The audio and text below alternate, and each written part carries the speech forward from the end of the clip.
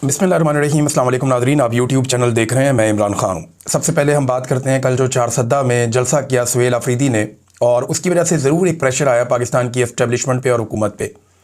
तो बड़े लंबे अरसे से ये कोशिश की जा रही थी कि खैबर पख्तूनख्वा में जो पाकिस्तान तहरीक इंसाफ की पाकिस्तान में वाहिद हुकूमत है, जिससे पाकिस्तान तहरीक इंसाफ को ये उम्मीद है कि इमरान खान साहब की रिहाई के लिए अगर कोई दबाव आएगा तो वो खैबर पख्तूनख्वा से आएगा। फिर पंजाब में जिस किस्म की हुकूमत बनाई गई, एक तो वो जाली फार्म 47 के ऊपर है, दूसरा पंजाब के अंदर जिस किस्म की फस्तायत है, जो अभी कुछ अर्सा पहले आपने देखा मुरीद के में हुआ, इससे पहले जो कुछ पाकिस्तान में पंजाब में ख़ास तौर पे लगातार होता रहा, चादर और चार दीवारी का तकद्दुस पामाल किया गया, हज़ारों गिरफ्तारियां होती रहती हैं, हर एहतजाज के इवेंट के ऊपर दहशतगर्दी के मुकदमात दर्ज होते हैं। ख़ास तौर पे जो गरीब लोग हैं, कमज़ोर लोग हैं, मिडिल क्लास के, उनके घरों का सामान तोड़ा जाता है ताकि वो सियासत से बाज रहें। जब भी रेड करते हैं तो बंदा पकड़ने से ज़्यादा तवज्जो इस बात पे होती है कि उनके घर को मुकम्मल तबाह कर दिया जाए ताकि ये लोग सियासत से बाहर आ जाएं। और लोगों का जब माली नुकसान होता है वो बेचारे कई महीने पीछे चले जाते हैं, बाज़ औक़ात कई साल पीछे चले जाते हैं। बड़ी मुश्किलों से उन्होंने वो सामान बनाया हुआ होता है, और ये तोड़ने वाले भी बेचारे मिडिल क्लास के मुलाजमीन होते हैं। इन्हीं को इस्तेमाल किया जाता है, गरीबों को गरीबों से लड़ा के जो ताकतवर लोग हैं वो अपना इक़्तिदार बरकरार रखते हैं। तो खैबर पख्तूनख्वा से एक उम्मीद पाकिस्तान तहरीक इंसाफ को या इमरान खान साहब को है कि वहाँ से एक ज़ोरदार तरीके का ऐसा एहतजाज होगा या इस किस्म की सिचुएशन बनेगी कि फिर उसके बाद इंसाफ के रास्ते खुलेंगे। अब चारसद्दा में सुहेल अफरीदी साहब ने जो पहली एंट्री दी है, ये जलसे के मैंने तमाम मनाज़र निकाल कर देखे तो मुझे आइडिया हुआ कि ये वाकई एक बहुत बड़ा जलसा था। इसकी उम्मीद नहीं की जा रही थी कि लोग इतना ज़्यादा रिस्पॉन्ड करेंगे।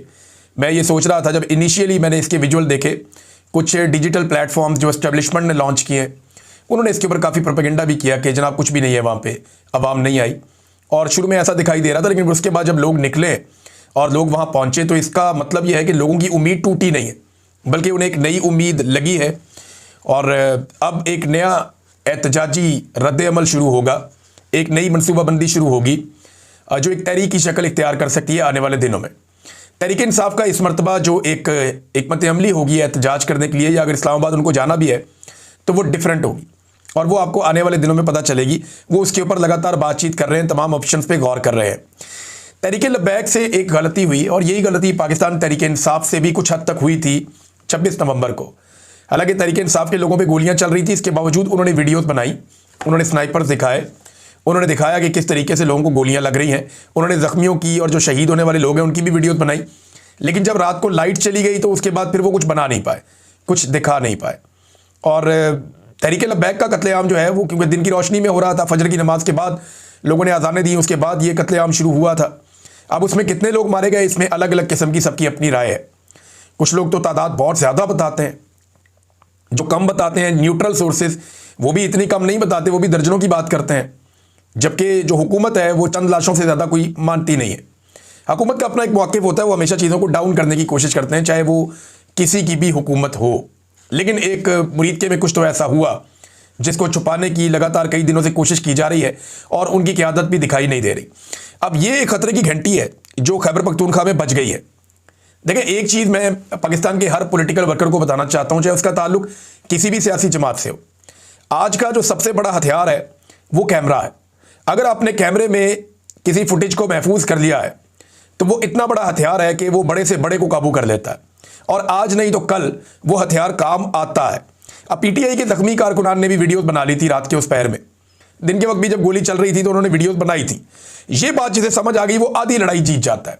जैसे ये बात समझ आ गई कि कैमरा कितना बड़ा हथियार है, वो आधी लड़ाई जीत जाता है। टीएलपी के वहाँ से बहुत सारी वीडियोज़ आई, लेकिन बहुत सारी वीडियोज़ वो नहीं बना पाए, और अगर बनाई हैं तो वो अभी तक सामने नहीं आ रही। हो सकता है फ्यूचर में हम कुछ और चीज़ें देखें। अब सुहेल अफरीदी ने जो किया वहाँ पे चारसद्दा में, उससे खतरे की घंटी तो बजी, और सुहेल अफरीदी को चलने नहीं दिया जाएगा। और मैं आपको एक चीज़ और बताऊं, आई हेट टू से दिस, यानी मुझे ये कहते हुए बड़ा अफसोस हो रहा है, बड़ी तकलीफ हो रही है, लेकिन नेक्स्ट 2 महीनों में सुहेल अफरीदी साहब को अपनी सिक्योरिटी का बहुत ख्याल रखना चाहिए और रखना पड़ेगा। पाकिस्तान में जो टॉप 5 लोग खतरे में हैं, जिनकी जान खतरे में है, उनमें एक सुहेल अफरीदी भी है। और मैं अगले 2 महीनों की अगर बात कर रहा हूं तो आप सब समझदार हैं, आप सबको आइडिया है कि अक्टूबर और नवंबर का महीना पाकिस्तान में बहुत डेडली होता है।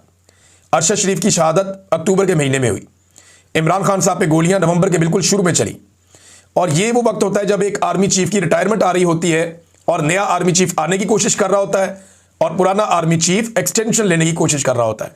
इससे ज़्यादा मैं कहना कुछ नहीं चाहता क्योंकि वो इल्ज़ाम हो जाएगा, लेकिन मैं ये बता देता हूं कि सुहेल अफरीदी साहब की सिक्योरिटी का प्रॉपर बंदोबस्त आईजी खैबर पख्तूनख्वा को और उनके साथियों को करना चाहिए। आज एक कबायली जरगा भी होने जा रहा है और ये ज़िला खैबर बाड़ा में होने जा रहा है और ये तारीखी अमन जरगा है। इसके अंदर कौमी मशरान, सियासी मशरान, उलमा इकराम, तलबा तंजीमें, सिविल सोसाइटी और हर मकतबा फ़िक्र से ताल्लुक़ रखने वाले सिविलियंस इस जरगे में शिरकत करेंगे। सुहेल अफरीदी साहब आज इस जरगे को लीड कर रहे हैं, वो भी जा रहे हैं इस जरगे के अंदर और ये जरगे ही अमन के रास्ते को खोलेंगे। यहीं पे जो फैसले होंगे, देखिए इन जरगों में मेरे ख्याल में नफरत वाला सिलसिला ख़त्म होना चाहिए रियासत की जानिब से पहले और फिर जो जरगे के अंदर कबायली लोग मौजूद हैं उनकी जानिब से बाद में। पहले रिस्पॉन्सिबिलिटी जो है वो रियासत की होती है, वो भी अपने अल्फाज के चुनाव में एहतियात करें, अपने इक़दामात में सबको एतमाद में लें। और दूसरी जानिब फिर जो अवाम है वो तो हमेशा से चलना चाहती है, हमेशा से पाकिस्तान को बेहतर देखना चाहती है, तो रास्ता निकल आएगा। देखिए 3 चीज़ें बहुत ज़रूरी हैं पाकिस्तान में अमन कायम करने के लिए। आज मैं आपके सामने अपना एनालिसिस रख लेता हूँ और इन 3 चीज़ों से बाहर अमन नहीं आएगा। आपको अगर बलूचिस्तान में अमन लेकर आना है तो आपको 3 चीज़ें करनी पड़ेगी। नंबर 1, सियासी हल इसका निकालना पड़ेगा। सियासी हल क्या होता है? मुलाकातें करें पॉलिटिकल लोगों से, आप ओनरशिप लें, सियासी लोग इसकी ओनरशिप आगे बढ़ के लें और हौसला अफजाई करें उन सियासी लोगों की जो सियासत पे आगे बैठ के बात करना चाहते हैं, चाहे वो नौजवान है चाहे वो खवातीन है, उनका डायलॉग में शामिल करें। और साथ ही इसके जो है महरूमियों का खात्मा किया जाए, ये भी सियासी हल का हिस्सा है कि लोगों के हकूक उनको दिए जाएं, सेहत, तालीम, रोजगार, मेयार ज़िंदगी, ये सियासतदानों की रिस्पॉन्सिबिलिटी है। ये सियासी हल का हिस्सा है, जो पहला हल है सियासी हल। और इसी हल के अंदर बयानिए का तोड़ है ताकत के इस्तेमाल से नहीं, दलील के इस्तेमाल से। ताकत के इस्तेमाल से आप बयानिए का मुकाबला नहीं कर सकते, आपको दलील की बुनियाद पे बयानिए का मुकाबला करना है। और वो तभी होगा जब सियासी हल निकाला जाएगा, लोगों को उनके हुकूक दिए जाएंगे, तो फिर बयानिया जो है वो टूटना शुरू हो जाएगा। वो बयानिया आएगा जो रियासत का बयानिया होगा, लेकिन दलील के साथ, ताकत के साथ नहीं। तो पहला हल इसका जो है वो सियासी हल है, सबसे पहले ये काम करना पड़ेगा। दूसरा मरहला है अमन का मौका दिया जाए, यानी आप डायलॉग का रास्ता खोलें, हथियार फेंकवाएं, जो लोग हथियार फेंकना चाहते हैं उनको हथियार फेंकने का मौका दिया जाए, मुख्तलिफ किस्म के रियासती पैकेजेस अनाउंस किए जाएं, आम माफ़ी का ऐलान भी किया जाए उन लोगों के लिए जिनको आप दे सकते हैं माफ़ी, आप उसमें जो है वो क्लासिफिकेशन कर सकते हैं, और अमन मुआहदे किए जाएं ताकि मैक्सिमम लोगों को कौमी धारे के अंदर लाया जा सके। आज कच्चे के डाकुओं के साथ ये किया जा रहा है ना सिंध में, वो इसकी बहुत प्रमोशन भी कर रहे हैं। तो आपको ये करना होगा। पहला मरला इसका सियासी हल है, सियासतदानों को आगे आना पड़ेगा। दूसरा, अमन का मौका दिया जाए और मुआहदे किए जाएं, माफ़ी का ऐलान भी किया जाए, मुख्तलिफ पैकेजेस दिए जाएं, हथियार फेंकने का मौका दिया जाए लोगों को।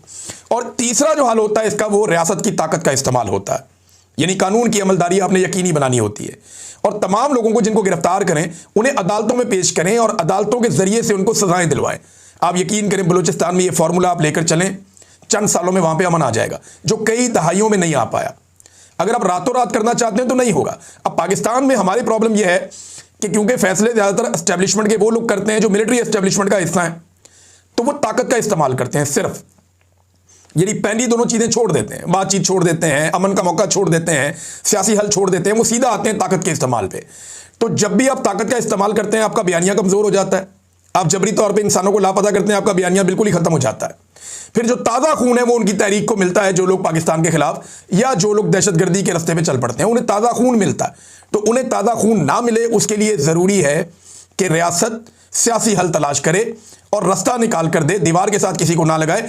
इसके बावजूद जो लोग पाकिस्तान में दहशतगर्दी करते हैं उनके साथ सख्त तरीन कार्रवाई की जाए तो रियासत पूरी और अवाम भी साथ खड़ी हो जाएगी। कबायली इलाकों का प्रॉब्लम जो है खैबर पख्तूनख्वा का, वो मुख्तलिफ है, वो अफगानिस्तान के साथ इंटरलिंक्ड है। अब अफगानिस्तान के अंदर भी दहशतगर्दी के वाक़यात होते हैं, पाकिस्तान के अंदर भी होते हैं। दोनों ममालिक इन मसाइल से उलझ रहे हैं। अब दोनों ममालिक को यह चाहिए कि मिलकर बैठें और इसका हल तलाश करें, और दोनों ममालिक एक दूसरे को एतमाद, आप आगे बढ़ नहीं पाएंगे, आप कुछ भी नहीं कर पाएंगे। सारी पॉलिटिकल क़यादत को मिलकर मिलिट्री एस्टेब्लिशमेंट को यह समझाना चाहिए कि ताकत मसाइल का हल नहीं है, बस कर दें। अब सियासी तौर पर चीज़ों का हल निकाला जाए। ये मुझे ज़ाती तौर पे नहीं लगता, ये जितनी स्टडीज आप करेंगे दुनिया की जंगों को या इस तरह के हालात को, आपको एंड ऑफ द डे यही करना पड़ेगा। इसके अलावा दूसरा हल कोई नहीं है। हमारे कुछ दोस्त हैं वो कहते हैं कि खाली ताकत से भी आप कुचल सकते हैं, जैसे कि टीएलपी के मामले में हुआ। मेरे बड़े अच्छे दोस्त हैं, मैं चलो यहाँ नाम नहीं लेता, लेकिन वो इस बात के कायल है कि इनको कुचल दिया जाए ताकत के साथ।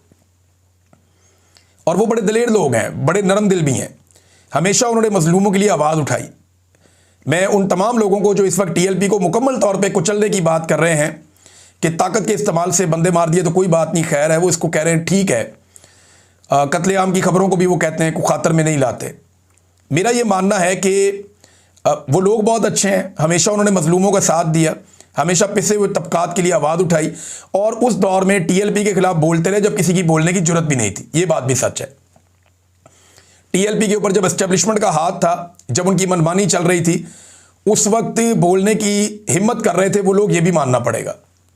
लेकिन आज जिस तरीके से इसको क्रश किया गया ना, ये तरीका कार गलत है। इस तरीके से फिर बलोचों को भी क्रश किया जाएगा, कबायलियों को भी क्रश किया जाएगा, तो उसको भी क्या हमायत दी जाएगी? क्योंकि जैसे आप कुछ लोग खतरा समझते हैं या फितना समझते हैं टीएलपी को, इसी तरह कुछ लोग बलोचों को भी फितना समझते हैं, कुछ लोग जो है वो कबायलियों को भी फितना समझते हैं, कुछ लोग जो है वो पाकिस्तान तरीके इंसाफ को भी फितना समझते हैं।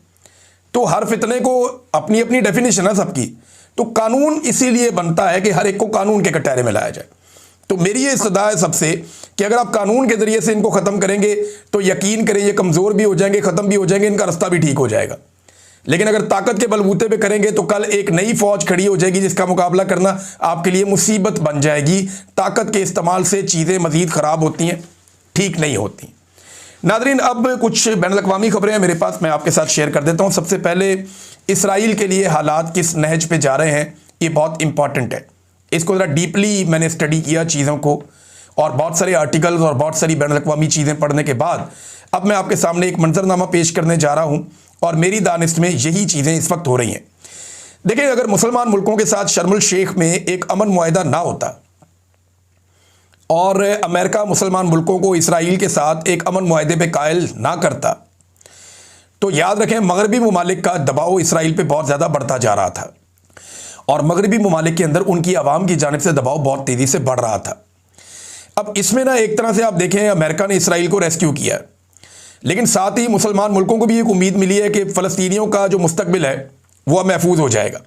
मगर इस सारे अमल को हमास के ख़ात्मे से अमेरिका ने मशरूत किया है, और ये इसराइल की ख्वाहिश है कि जी हमास को ख़त्म किया जाए। और एक और चीज़ ये की गई कि मुस्तकिल अमन के लिए इस्लामी ममालिक के फ़ौजी दस्तों की तैनाती का एक फार्मूला सामने आता है। अब इसमें जो है वो इसराइल कहता है कि हमें तुर्की की फ़ौजें यहाँ पे नहीं चाहिए, बाकी ममालिक की फ़ौजें हो। एक बात पे आप गौर कीजिएगा ना कि हमास अगर ख़त्म हो जाती है वहाँ से, या गैर मुसल्लह हो जाती है, और वहाँ पे फ़लस्तीनियों की एक टेक्नोक्रेट हुकूमत बन जाती है, और बाद में मुसलमान मुल्कों के फ़ौजी दस्ते वहाँ पे पहुँच जाते हैं, तो अगर इसराइल ने कहीं पे कोई हमला किया या कुछ किया और मुसलमान मुल्कों की फ़ौज का कोई नुकसान हुआ, तो ये भी इसराइल के लिए एक बड़ा मुश्किल तरीन सूरत-ए-हाल पैदा कर देने वाला वाक़या होगा। यानी ये इतना आसान नहीं होगा। पाकिस्तानी फ़ौजी वहाँ पे होंगे, इंडोनेशिया के होंगे, बाकी ममालिक के होंगे। अगर कोई नुकसान आएगा तो इन ममालिक के अंदर बहुत ज़्यादा अवामी दबाव बढ़ जाएगा, और ये लड़ाई फैलने का ख़तरा हो जाएगा। ये जितना इसराइल को सूट करेगा ना, ये उतना ही बड़ा ख़तरा भी उसके लिए वहाँ पे मशरिक़ वस्ता में मौजूद रहेगा। हाँ, एक बात ज़रूर है कि जो मुसल्लह जद्दोजहद कर रही है हमास, उसका खात्मा हो जाएगा जब वहाँ पे कोई मुसलमान मुल्कों की अफवाज पहुँचेंगी। उसके बाद जो फ़लस्तीनियों की जानिब से एक मुसल्लह जद्दोजहद का एक सिलसिला जारी है, शायद वो सिलसिला कायम ना रह पाए। अच्छा, एक और चीज़ है जिसकी ट्रंप ने कोई यकीन दहानी नहीं करवाई, ना ही टेबल के ऊपर ना ऑन ग्राउंड कोई इस किस्म की यकीन दहानी नहीं है कि फ़लस्तीनी रियासत को तस्लीम किया जाएगा, और अगर तस्लीम किया जाएगा तो फ़लस्तीनी रियासत के खदोखाल क्या होंगे।